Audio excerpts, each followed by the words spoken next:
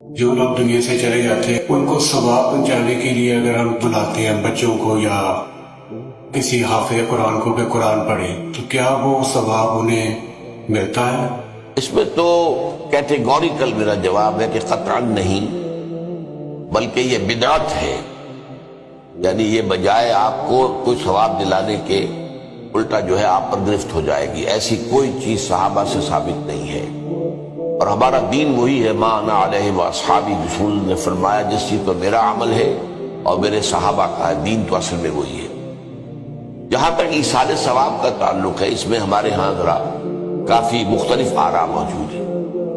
मुझे इस राय से इत्तेफाक है कि माली अगर कोई इबादत है उसका सवाब आप अपने किसी फौतशुदा बुजुर्ग को मुंतकिल कर सकते हैं। मतलब आपने किसी बेवा की को मदद की है, किसी यतीम की को मदद की है, किसी दीनी काम में